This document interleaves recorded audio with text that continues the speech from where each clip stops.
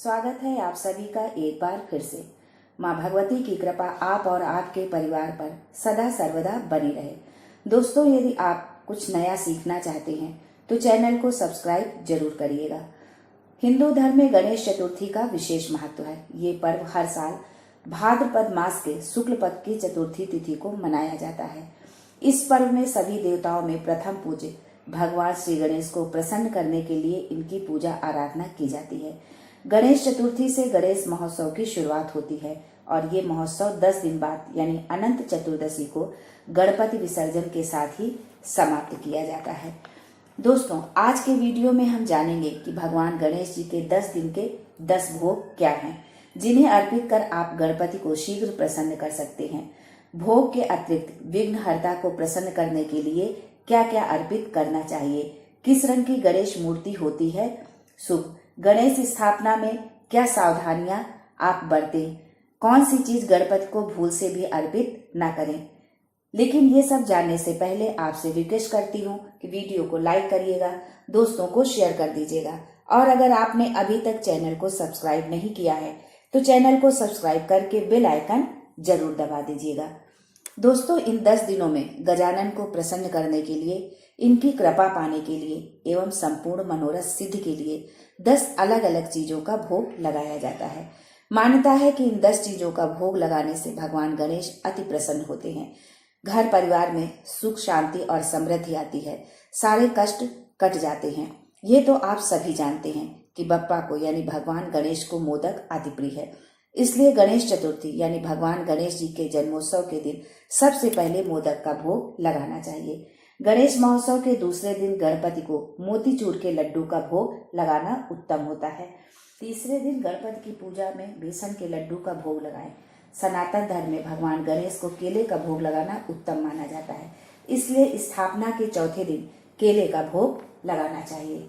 गणेश महोत्सव के 5वें दिन घर में मखाने की स्वादिष्ट खीर बनाएं और उसका भोग लगाएं। गणेश पूजा के 6वें दिन गणपति को कच्चे नारियल का भोग लगाएं। जन्मोत्सव के 7वें दिन गणेश पूजा में मेवे के लड्डू का भोग लगाना चाहिए। दूध से बना कलाकंद भगवान गणेश को बहुत प्रिय है, इसलिए स्थापना के 8वें दिन कलाकंद का भोग लगाएं। गणेश उत्सव के 9वें दिन केसर से बनाए गए श्रीखंड को बप्पा के भोग में उन्हें अर्पित करें। भगवान गणेश जी की पूजा के आखिरी दिन बाजार से या फिर घर में बने तरह तरह के मोदक का भोग लगाएं। दोस्तों, इसके अलावा गणेश जी को प्रसन्न करने के लिए दूर्वा अवश्य चढ़ाएं। गणेश जी को दूर्वा अति प्रिय है। दूर्वा के ऊपरी हिस्से पर 3 या 5 पत्तियां हो तो बहुत ही उत्तम है। भगवान गणेश को तुलसी दल छोड़कर सभी प्रकार के फूल चढ़ाए जा सकते हैं। पद्म पुराण आचार रत्न में लिखा है कि न तुलसिया गणाधिपम, अर्थात तुलसी से गणेश जी की पूजा कभी ना करें। गणेश जी को सिंदूर भी अर्पित किया जाता है। सिंदूर मंगल का प्रतीक होता है।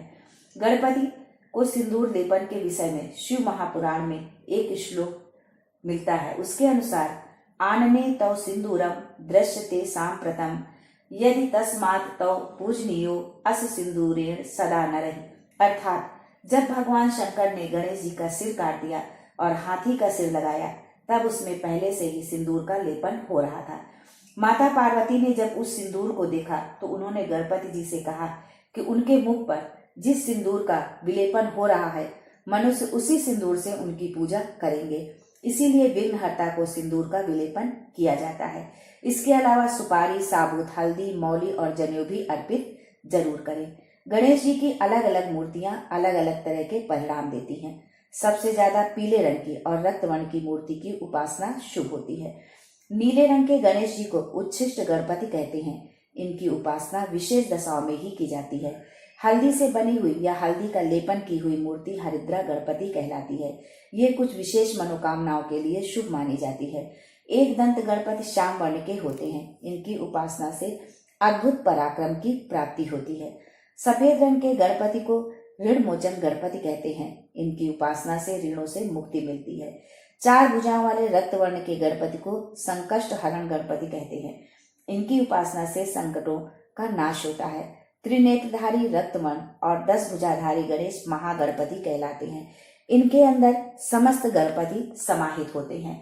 सामान्यतः पीले रंग की या रक्त वर्ण की प्रतिमा जिसका आकार मध्यम हो घर में स्थापित करनी चाहिए।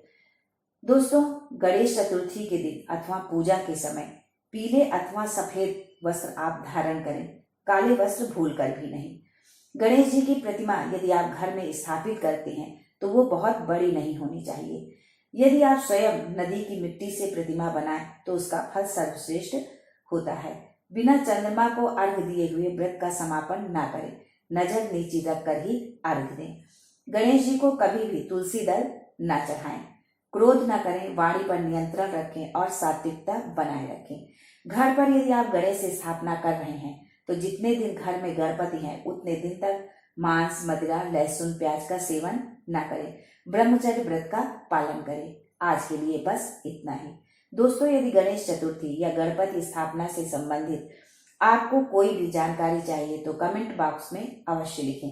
दोस्तों, मिलते हैं अगले वीडियो में एक नई जानकारी के साथ। तब तक के लिए जय गणेश।